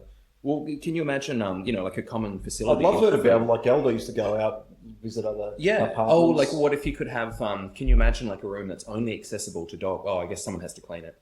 But like facilities where like the pets can easily come and go. Oh, so conflating the rights of cats with dogs now. Just well, aren't they in the same bucket? No. Okay. Because cats don't work for the police. What do you think? I mean, that's. I've got people that are ringing me now saying we don't want the cat curfew, but there are a lot of people saying they want the cat curfew. So, I guess one thing to keep in mind is probably the people who are most pro cat curfew probably don't own cats in the first place, and so many elected officials would probably say like, well, they don't own a cat, so screw them. Yeah, but the ones that do own a cat are also saying that they don't want this curfew. It's going to restrict their cats. Oh, that's my point. The people who are against the curfew are more likely to be I didn't realise people it was who such a actually own topic. cats. Oh, yeah, the ones that are against it, the ones that own cats. Yeah, exactly. And the people who are probably most pro curfew. Well, probably is there anything that. I'm assuming this is done elsewhere, right? Like we're not the first kind of. Like, yeah, in Yarra they have it. Yeah. Okay. And is it working? So what's the feedback? There Like from tenants, was residents, initially pushback from cat owners, but so I was chatting with Bridget O'Brien, former councillor. Yeah. She would characterise herself as an environmentalist. Yeah. She was very pro cat curfew. So someone who isn't pro, I'm saying, what's the like data? Oh, it's held. Despite all the grumbling. No, it's not that. Like, what has the wildlife increased there? Oh, yeah, like, I wonder, that's my point. Like, to what end? To what end? Other than someone saying, "I won this because I dislike all animals," or "I won this because we voted them no, and it's a right for against the nanny state." I don't care about the ego side of that. I'm talking about the aim for this is what, and has that what been achieved? That's a And good when we question. talk about That is the only question, as opposed to fucking the egos of people and the Karens and anyone else. Peter, wildlife, we're living in suburbia. What wildlife are we talking about? Birds? Well, again, if we said let's look out there. There's all parklands, right? And they contribute to everything, whether it's pollen and We've got possums in the parks. We've got birds. They get killed. Possums get killed. Birds get killed. They do. Yeah. Cats. Are you saying you've lived here how many years? You've seen dead possums? Cats are like Ava's like ferocious. Cats do that. Yeah. Who else is doing it? Oh, it could be dogs. It could be the fact that Cats the possum's are- eating something that's making him sick and dying. I don't No, know. no, With ripped throats. Yeah, cats are ruthless. They're good hunters. Well, you see, they have the blood, they're scars. It's, Yeah. Cats are good hunters. Oscar, Not you just now. gaslighting us. There aren't many now. I haven't seen any possums. Yeah, but the cat's got them. Okay. Listeners, Touche. Oscar hasn't been out at 2 a.m., 3 a.m., hasn't seen the cats. He's been working far too hard in council. Yeah. I get home and bug it. I think we'll have to agree to disagree. I gather you're going to be voting against the I curfew. don't know. So that's the biggest. Is that the biggest thing? That's probably challenging. That's probably this week's biggest issue on the council agenda. Awesome. Personally, I don't think it's that big a deal. Like, just back to how we're spending our resources and money. It's like, just make a decision. Like, that shouldn't be the biggest thing consuming our concern right now. Personally, Well, so speaking of bigger I'm not issues... saying it's got to do with What you do you guys, reckon? but I'm Yeah, just saying as a society. Well, sorry, maybe viewers are wanting to hear bigger issues as well. So we were speaking a bit before about, like London, Paris, some ideas that they might have. I was watching a documentary just earlier today about Finland. Finland regularly ranks as the happiest country. And it's interesting. So one of the things, for instance... Cost of living is killing people. That's what's undermining Australian happiness? I think one of the, especially in Victoria, the number one thing, crime's definitely number one issue that people have, not just at a local government level, but it's a state government issue, but cost of living. Hang on, but in terms of crime, what's her face, the Premier? The machetes. The machetes are banned now. So Oh yeah, it's all working. Oh So it's yeah, solved. people are handing machetes back left, right, and centre. The police stations are full with machetes in the things. Cost of living serving people. It really is. It's even before I went to get something, and the guy said, "Mate," I said, "Yeah, this has gone up in price." I said, "Well, normally we're selling this for $28. It's now $45." And I went, "Well, that's only in the last few months." He goes, "Yeah, well, cost of living." He goes, "Everything's gone up." So, and that was just detergent. Yeah, I wanted to get a bag of something the other day. That went up too. He's a cheeky man, this one. The thinking were so recently so in Fusion I write a lot of the policies. There was recently an inquiry into price gouging, and so that was released back by the ACCC, I think in May. That's not good. And then, in response, so the Labor government, the inquiry is closed now, but they want to introduce price controls. It's along the lines of saying, you can only charge 10% profit. They're telling this to Coles and Woolworths. Yeah. You can only charge a 10% profit for bread, for instance. Yeah. I agree with that. I agree. Okay. So one of the pitfalls. So I saw someone on Reddit, for instance, they were complaining they were going to buy a block of chocolate, like Cadbury. Like, oh my God, is it really this expensive? It used to be $18. Now it's $28. The block of chocolate. Do you? So what's the question? Is Have that to have a block of chocolate? Yeah. Yeah, like is that still a valid complaint? No. So what's your question? I didn't get the Well, question. so for instance, bread, milk, and so I saw someone on Reddit was saying like it's the most non-essential of non-essential necessity. items. You can't. You don't need chocolate to live. So is the government issue that they get a price fix on the essential items? Well, I think they wanted. Yeah, they didn't say how they're going to limit it. I got the impression like But just on essential items? I got the impression that Coles and Woolworths is going to put it on everything. But so even if we say bread, okay, sure, that's a more legitimate thing to complain about than chocolate.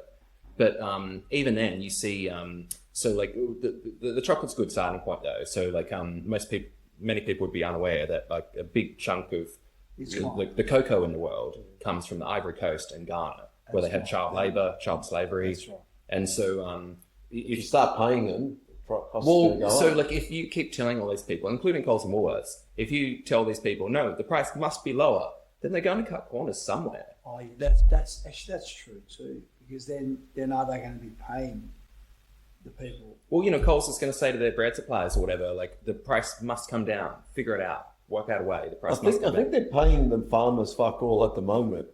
Yeah, that's true. They've monopolised the industry. I don't think you're going to get much sympathy out there for a bleeding heart of the duopoly that has existed between Coles and Woolworths. No, but I'm saying that hang on. So our solution, by the way, or Bunnings or any Yeah. other monopoly that exists in this nation. well, so one of our solutions was to have a blockchain for food, to introduce more transparency to it. So you see, like, lots of products marketed in the supermarket. If you look at the hair care aisle, for instance, you have 50 different kinds of shampoos, 50 different kinds of conditioner. They're all pretty much the same chemicals. And owned by generally one or two companies. Yeah, that too. And so their main differentiation is just marketing. And so we can then accept the premise people will pay a lot more money for groceries that they trust. And so how can we make it so that other new brands can innovate and they can come in much more easily because the trust can now be established more easily. And so if you have the blockchain of saying, like, this is where, like, these grapes came from the Yarra Valley, from this farm, and then they were transferred to this warehouse, that warehouse, especially for meat. You see, like, fish in particular, seafood is often mislabeled, like, just that's not the fish it says it is, that sort of thing. So if you can have this trusted supply chain, it makes it easier to control, like, disease outbreaks as well. And then that's correct. I agree with that. You see as well, not just for individual farmers and, like, new brands, you can see, like, when we were saying before, like, Coles might pressure their suppliers, you need to make this cheaper. Then, like, other, if that wholesaler does start cutting corners using child labour, for instance, then a new supplier can come in very readily. They can see all this data on the blockchain about how the food's being transferred around, and they might infer themselves even before the regulator. They might live nearby, like this warehouse or whatever, see lots of children coming and going, and think something's not right here. I'll start up a competitor business and I'll report these people for their wrongdoing. So you get to have this moral victory, saving the children, and there's potential for that business to get replaced by a more honourable business. Yeah, true. Yeah. You've got to have an argument. So you're going to join the Fusion Party after this? I remember when I was helping Kudafides, Anthony, with his campaign. Was it mayor? He was Kuda was running for Lord Mayor in Melbourne. He ran for Lord Mayor, but then he also ran for the federal seat of Melbourne. And I remember that's right, yeah. I remember I was at the North Melbourne Primary School. I remember seeing all the Fusion. I thought, what does Fusion stand for? And I read a whole lot of details about your party, and it's a lot of it was quite reflective of, I think, what most people feel. But except the nuclear power plant. Yeah, the nuclear power Oh, plant. we won't get too much into it. This isn't a Fusion podcast officially, but one of the things we support is lifting the ban on nuclear power. But yeah, actually, so yeah, I don't think you're actually going to join a party. What you want to remain independent. Yeah. But can we help clarify? I mean, especially thinking of supermarkets. I mean, I was going past the supermarket earlier today. Independent Grocers Association. You see, there are hundreds of these around Australia. Yeah. How independent are they? I think where they're owned, like they can be. Well, so like for foreigners, Metcash run IGAs, as in they buy all their stuff pretty much from Metcash. Well, they do the marketing in this. Sorry, my question was more like, how would you clarify the notion independence? What does it mean for you? What's important about it? Independent. I think is voting. For example, with Wednesday's vote about the cap curfew, no one's going to call me up and say you have to vote this way. Well, but even the fact that you answer the phone, I would say that you're therefore not completely independent. You're still part of society. You have donors. But I'm not being told. I'm not being. I don't think that's too facetious. But it's representing people, so by default, you can't be independent according to your definition. Well, I guess where do we draw the line? But how about you allow the guest to answer what he thinks? No, what I believe in independence is about is not being dictated by a party ideology or pushing the party agenda. It's looking at things on their merits and going, well, how is this going to benefit the residents? It will, and I'll support it. But I also listen to what the residents have got to say. And I'm not just talking about residents that just live in the border Pascal South. It's what most of the residents are saying. If most of the residents are emailing, calling me with really good explanation as to why they think I should not be supporting the cap curfew, for example, then that's enough for me to go, yeah, okay. Can I? So generally, if there's you get the numbers, but I'll just make something up. So if you get like 100 people ringing you on, let's say, the cat curfew. And generally it'll be people who have a strong view on it, right? And they might say, oh, you know, Ozzy, I want you to vote no.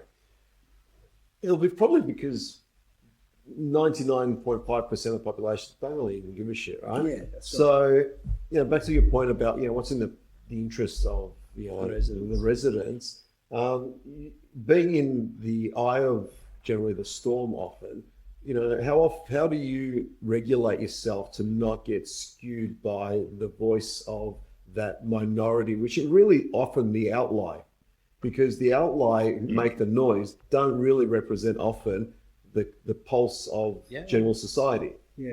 You know, back I'd to agree that. with that. Yeah. Oh, look, sometimes what I do is I actually stand in front of the supermarket or just asking people and go, what do you reckon? What do you think it is? I do ask. And whether it's asking, you know, if I'm, I don't know, playing football somewhere, or I'm going for a walk somewhere, or I go into the lotto shop, or I go into the news agency, or wherever I go, supermarket, I might say, hey, we've got this vote coming up. What would you do? Well, how do you think the community would feel about this? So I tend to ask people. If they're not telling me, I ask them. And just based on the feel of what the community is saying, I go, okay, well, that's probably the way to go. Do you run into the quote unquote selfish, ignorant citizens when you? You do. And we continue to. And that's, you know what, I'll just say, let's agree to disagree, as I mentioned. Do you have any particular, like, apart from like listening and asking the citizens on, you know, what do you think on this particular view that's been put out there? Yeah. Is there any particular position that you're publicly putting out there to say, you know what, this is something I champion right now? No, not really. There's some videos that I put up recently about things I'm passionate about, but not really. I tend to go with 99% of the time. I tend to go with what the residents say. Why? Because there's no Aussie legacy that you want to leave back behind and say no. Well, but then how would you characterise then? Like, is it listening to the residents, or is it blowing with the wind? No, What do it you see? generally is. But I mean, sorry. You know, you can say like, I stand for something. These are my principles. But another way of looking at, like, you know, if you do, can you do quote unquote too much listening and just sort of stand for nothing, blow with the wind? Yeah, that's a really good point.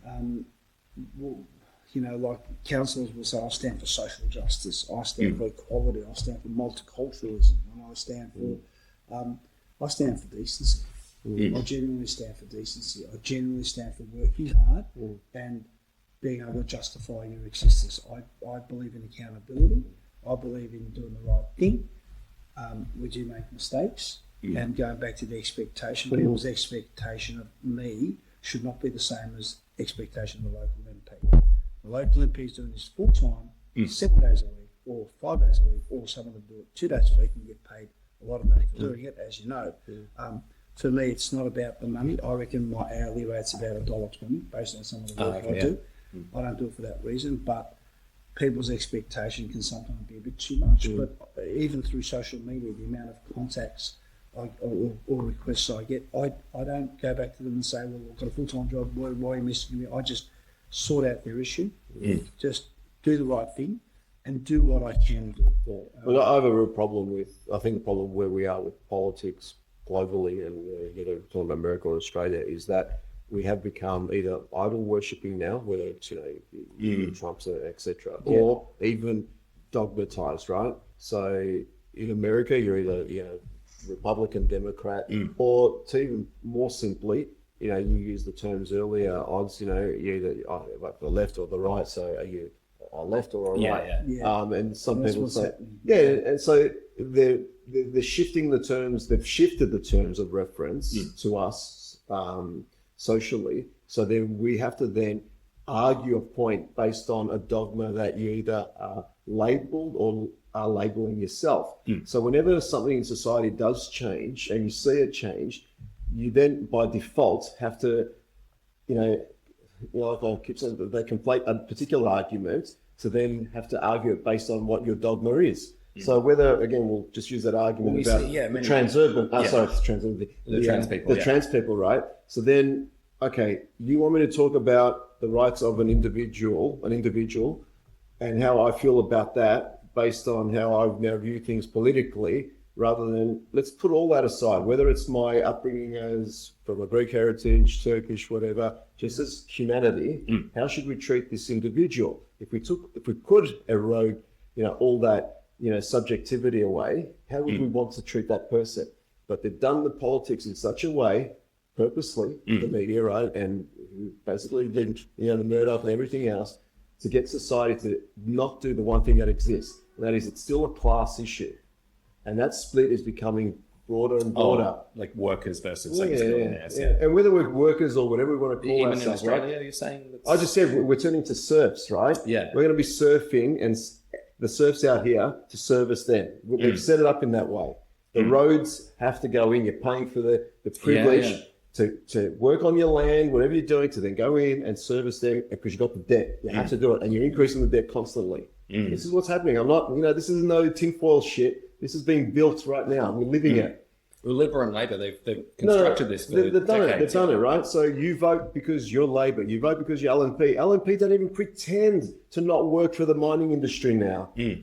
Their whole policy is, we don't believe in this, we don't believe in that. And it's like, we know who you believe in. Well, you see, you believe for the LNP. Like, ScoMo walked in Parliament holding a piece of coal when he was a minister, right? Peter Dutton takes trips on Gina Rinehart's private jet. We don't have to use anecdotes. Like, their policies reflect who they are. They can't speak without, Gina's hand up their ass, right? So, but beyond that, let's not get into anecdotes about who they are and why they are that. I'm saying they've made us now have these arguments where I or Ozzy or anyone has to argue their point based on a dogma that they've said, where I shouldn't be saying, okay, maybe I have some leniencies because of my upbringing, where we'll call it that I have some social justice issues. I want to see equity in society. I'm not talking about equality, but equity. Yeah. So I then, if I see something, sometimes I'll be like, no, that person doesn't deserve that because they're an asshole or whatever. I'll have that view, right? Yeah. And it might go against some overall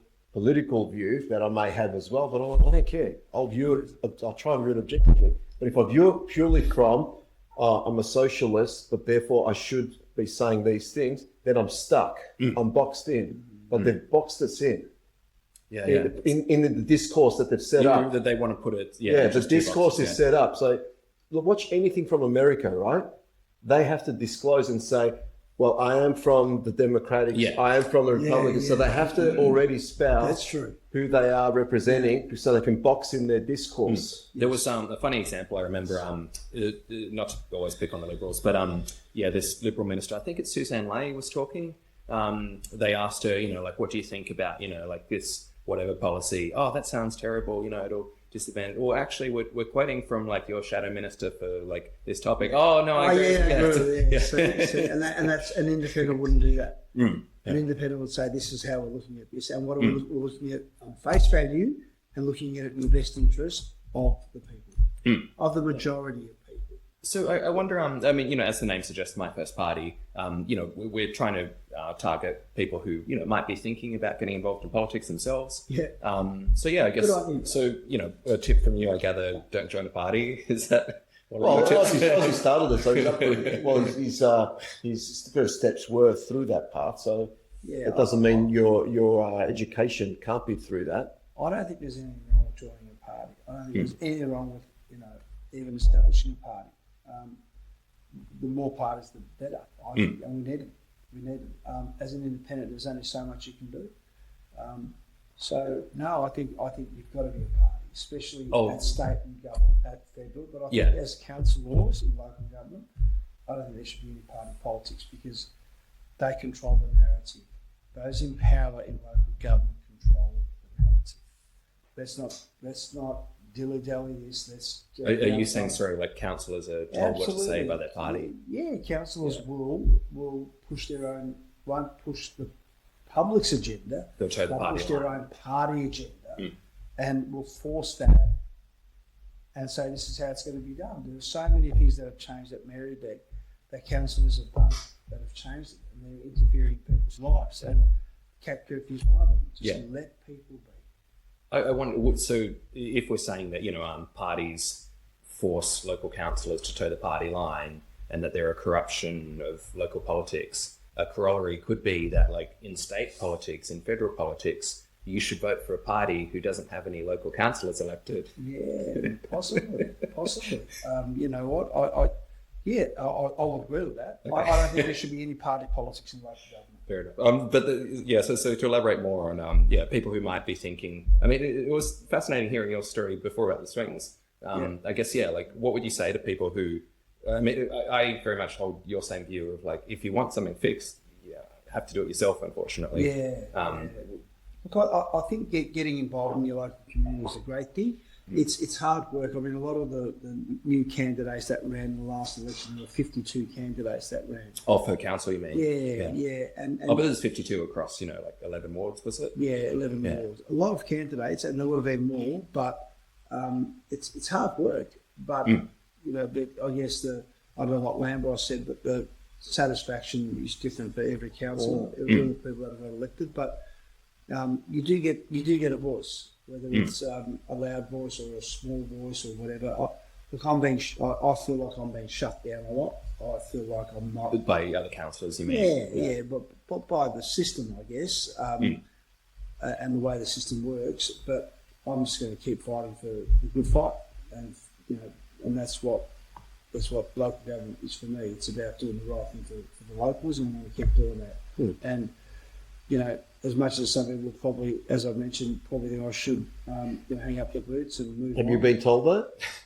I've been told by a few people, those that are obviously jealous, or those that can't handle me or don't like the fact that I'm there doing the right thing. I think some people just love councillors just maybe not fighting the good fight. I don't know why. Does that bring it back down to their level? I don't know what it is, but there's so much pessimism out there.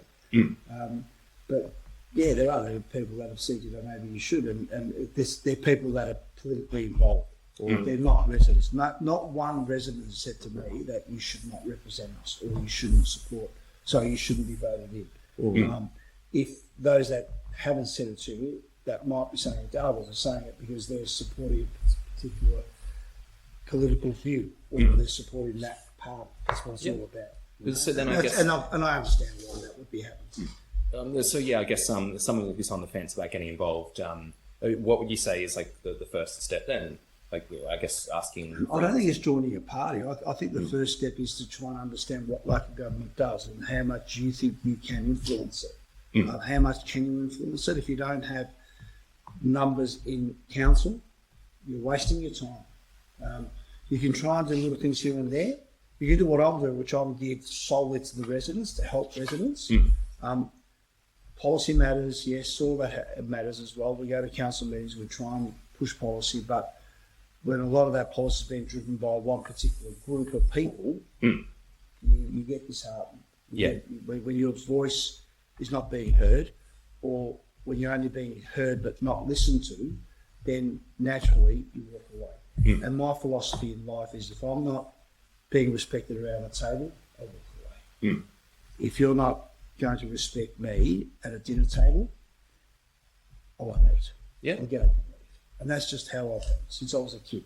If I'm in any environment where there's no respect by anyone, and I'm often the person that is showing it, if I'm not getting any of it back, I'm not talking about return, I'm just talking about respect. That doesn't happen, and I know that there's other underlying things going on, and people tend not to make their own mind up. They listen to other people without giving that person an opportunity to explain. They've already made their mind up, and that's because of their political views. Then I'll walk away. Well, actually, in terms of people already having made their mind up, not really being open to new ideas and that, maybe the state government. I mean, you've been, locally 16 years, did you say? 18 years. I guess, have you achieved enough to now move on to state politics and fix up Another run? So I've had a crack. It's a lot of work. You know yourself. You're running federal, so much work. I mean, having 260 volunteers help out. Oh, that's good. It's a lot of work. It's a lot of money. It's a lot of work. It's a lot of energy. And then when you don't get the result, and then you get, criticised, the sleepless nights, it's hard. It would have been a lot of impact on the family as well. At that Massively, time. massively. And, you know, I'm talking about death threats. I'm talking okay, about, wow. you know, cars scratched. I'm talking about driveways graffitied. I'm talking about, you know, legitimate I think- confrontation where people... Well, you had some grief as well. Reaction. Yeah. Oh, actually, that was with the electoral officer. Not thankfully the other parties. I've had some, and look, and again, I don't lie down lightly. If someone attacks me, I attack them back. And most people say walk away. No, I don't walk away. You don't seem very timid. I did run an anti-bullying charity, and I like to bully the bullies. To be honest with you, and if someone's going to keep pestering me or keep hurting me and keep even having an impact on my family, then I'm going to bite back. I'm not going to sit down and cop that rubbish because that's not the Australian way. We stand up to that. We step up. Yeah, and that's with me. If someone attacks me even on social media, I get back to me. Well, you know, firstly, I try the moral stuff. Is that appropriate? Should you be saying that? That's not nice. They come back with all this other garbage. Of course, the community just hear that part. They don't hear all the background stuff that went on. You know, where people abuse you and accuse you and make some pretty false allegations about you because they're keyboard warriors. And when you fight back at them, they, of course, the only part that's published is the part where you go back to them and say, you know, and that is typical of what we've become because we're supposed to cop it. We're supposed to. But I'm a father. I'm a husband. I'm a son. I'm a brother. To a sister. To brothers. I also have the right to live with dignity. Oh, I mean, number one, people chose you as their representative. Yeah, but I'm not going to cop rubbish from people, especially if it's false allegations, if it's lies. I mean, some of the stuff that was done to me during that campaign, where this was, am I correct? You were running for state, independently. Yeah, for state. And then, so sorry. Is it fair to say there was an expectation you were going to probably get put as the Labor candidate initially? Initially in this area. Yeah. So the talk with Jane Garrett at the time was that I would be the candidate for this area, but Labor doesn't work like that. If you don't belong to the right faction, you get the opportunity. So I guess a lot of the sort of detractors for you, they probably would have been Labor people, you reckon? At the time, well, it wasn't. Jane Garrett wanted me to run here, and I was Labor Unity. I belonged to the Labor Unity. I didn't belong to the left or the right, but because this is a left seat, they didn't think that I was the right person because I wasn't factionally aligned. And I believe that the party should have just been about everybody. It shouldn't be. I don't believe in these faction wars that go on because the best candidate is not necessarily the best candidate for the job, and it should be. I believe that even with the Fusion Party, you should be electing candidates that are the best candidates, but they're also the right candidates, not because they've got a few that you like, or that they belong to a particular faction of the Fusion Party. All that destroys the party, and that's what's going on. I mean, there are people in the Labor Party that hate each other's guts. You know, they're pretty good at keeping a good profile publicly, Yeah, but behind all that, I know this for a fact. I was involved in the Labor Party. There are people that would, at any opportunity, you know, strangle each other if they could, and that goes on a lot. It doesn't just go on the Labor Party; it probably happens in all the other parties too. But the Greens are very good at being able to hide all that. I think the Labor Party they're trying to, but there's still a bit of that stuff that comes out because the factions are quite patriotic and very, very. They're very careful in how they manage their people. I hear the Nationals aren't too good. If you push Barnaby on the point, he just rolls over, especially on the street in Canberra. He goes to Pauline Hanson. Yeah, that was interesting with Barnaby. has he actually joined now? One Nation? I don't know what he's done, but again, you know, I think he's selling his soul there. But he's just the new. I said a lot. He's the new Farage for here, right? Yeah. The Murdoch press have got nothing, right? They got nothing. So they need a new poster boy to flog around, to make the controversial comments, to sell the paper. I don't think there's enough NRL footballers gang raping anyone at the moment for the NRL to sell, for news media to sell anything. So they need some poster boy for their 40,000 viewers to focus on. That's it. Yeah, and that's what society's become. It's all about the views. It's all about the likes. It's all about, you know, who you've seen with. We were saying before about, like more insightful books and that. Yeah, I want absolutely, absolutely. But before we finish up, actually, do you have any like book recommendations, especially political books? I did read Obama recently, a good one. I read the Bob Hawke biography. I've read even Malcolm Turnbull. You know who I read recently? Don't say J.D. Vance. Don't say J.D. Vance. There was that Bob Catter. He wrote a biography recently. I won't be rushing Coloring book, was it? Won't be rushing out to buy that one. He was there was a picture. Lee Sales from ABC. Read her book. Yeah, some later. Wow, that was an interesting one. Do you recommend it to people? Yeah, I would. I would. Some of the stories in there about who she interviewed and what some of the things that was said there. Yeah. So, Oscar, finishing up, if anyone wants to get in touch and have an online argument with you, how do they find you? You know what, they ring me 0413 850 357, and I'm like, look, I think most people would say I tend to answer my phone. I do respond. And I say to people, if you've got an issue, call me. I was doing the, meet the councillor, come and have your issues. It tended to be the same people that were coming to those. Wasn't new people. The ones I like the Yost biscuits that you kept bringing. Yeah, it was always biscuits and all the bottles of wine. No, what I do now is I just say to people, if you've got an issue, ring me. And if I can't, email's the best way because it's there, it's recorded, I can forward it, I can add to it. Sometimes residents will want to have a conversation for an hour, then I say, look, just send me an email. I know it sounds like I'm deflecting. I'm not deflecting the issue. Recorded. Yeah. It's just in writing, it's there, I can do something with it, and I do. Yeah. And thankfully I've got a good relationship with the organisation. I'm trying to build relationships with some of the councillors, but there's only so much you can do. If you keep giving something, you don't get anything back.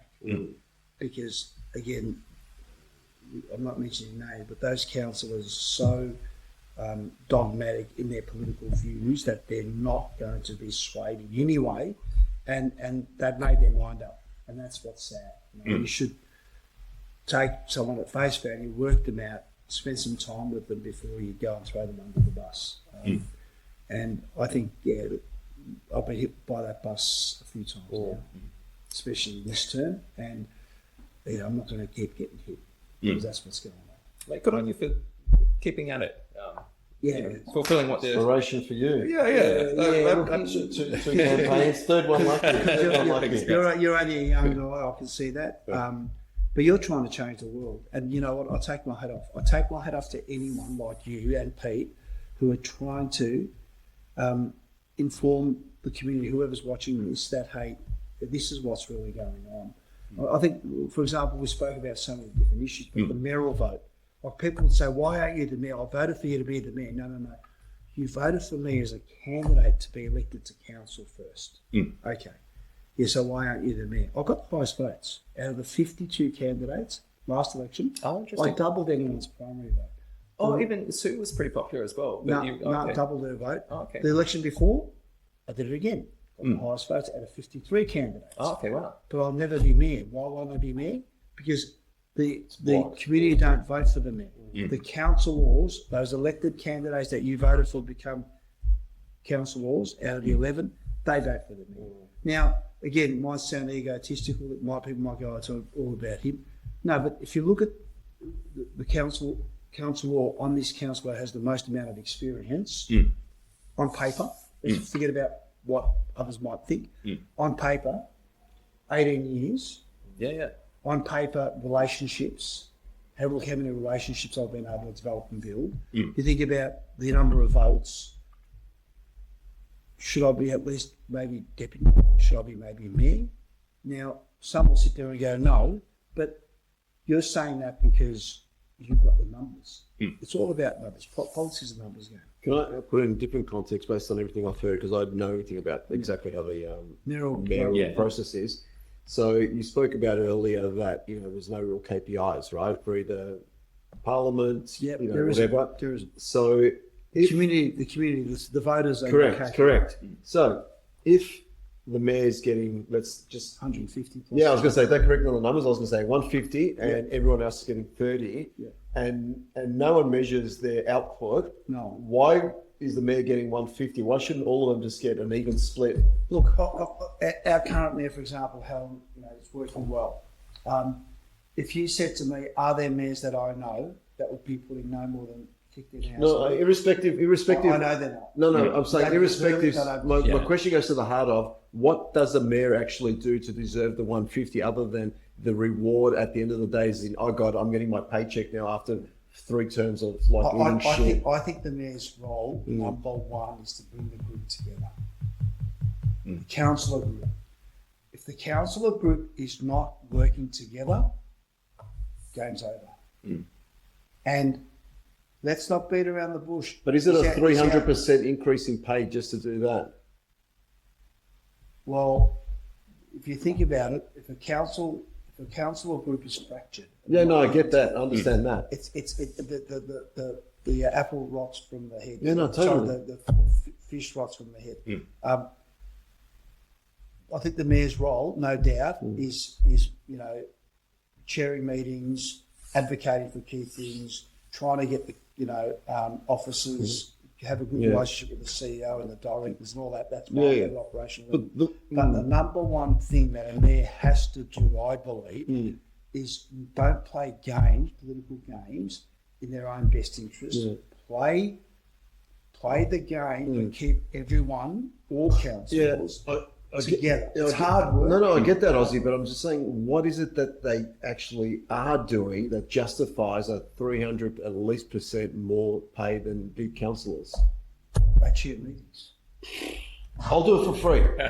I'll come and do it for free just to demonstrate that pay. Yeah. And let's be honest, you can turn around and go, but they're developing policy. What a load of bullshit. Let's not go, because again, straight shooting, chairing meetings. Again, I'm not having a crack at Albert. I'm just saying. No, I'm talking about. I'm sort of being almost agnostic to who's in the role, right? So I'm like, irrespective of who's in the role, like they're all gone now. We're going to put like avatars in there right now and say, okay, this is your job description. Tell me what it is that you are doing. And they get an extra vote if the vote's tied. I decided. They get the casting vote. Sure. But I haven't been mayor since 2013 for obvious reasons, less political reasons. It becomes, what I'm hearing is that getting the mayor role becomes the means to the end, and that wags the tail of the dog, right, as to why I'm in this role, because I'm eating these shit sandwiches, but one day I want to be able to eat with us the golden mayor spoon, the jar of Nutella that I'm allowed for. You wear a medal, don't you? That's mayor. That's the spoon. Oh, it's a spoon. Oh, okay. The mayoral change, what they bloody do. And if I was mayor, I wouldn't be doing it for the mayoral change. I'd be doing it to try and get the community back together. There's a lot of fracturing happening, not just in our local government council laws, but I think in the community. I know for a fact, I shouldn't say this, but there are some community groups that don't even invite council to any events anymore. They don't. And they've told me that. And I said, why is that? I said, because if we invite you, then we have to invite all the others, and we don't want to do this. And I'm going, well, that's interesting. But they don't, because they're so fed up with the way the council is functioning, and has been for the last couple of terms now. And people are turning, they're sick and tired of it, because we're voting on things that don't necessarily have an impact on their lives, and it's not giving them any return. So people are going, your council just, unfortunately, there's a lot of hate towards us at the moment as a council. So good. And the name change didn't help, to be honest. After the name change, people moved out, people were very disenfranchised. And for people outside the area, so we spoke about it on previous episodes, but it used to be called Moreland. Now it's called Merri-bek, this council area. It turned out that Moreland got the name from the slave plantation. Well, like the person who moved here was reminiscing about this plantation that had slaves back in Jamaica. Yeah, and they'd already made their mind up. I mean, they sent a survey out to residents when the decisions were already made. But you're saying it was such a big deal that people moved out. Yeah, because moved out. And there are still people moving out of this municipality. Well, to be honest, I think that's incriminating on those individuals, and they can go and get fucked. Personally, Because if I'm telling someone that, you know, this is offensive to, let's say, Indigenous population, and they find it offensive because it is, you know, represents slavery, but, you know, and they say, well, bad luck, that represents my ancestry here in Australia. I'm like, you're a fucking idiot, go and get fucked.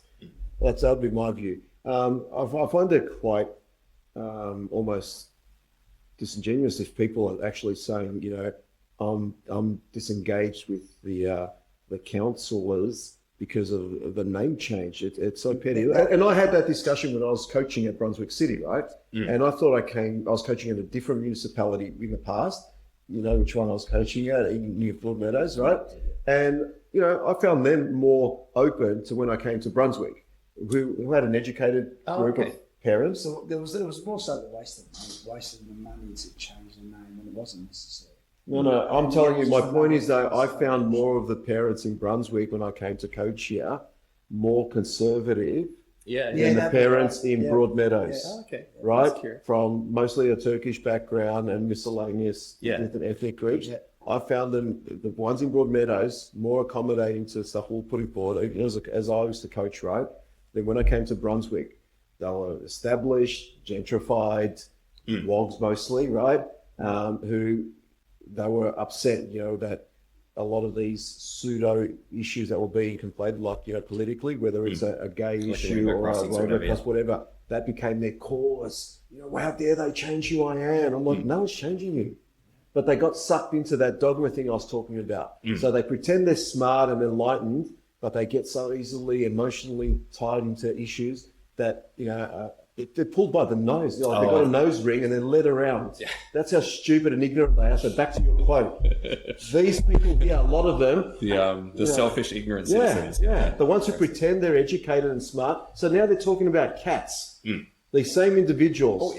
No. Hang on, some of them are in that category. Yeah, not all of them, but I'm saying these are the issues that we're worrying about. I wouldn't class myself as a champagne socialist yet.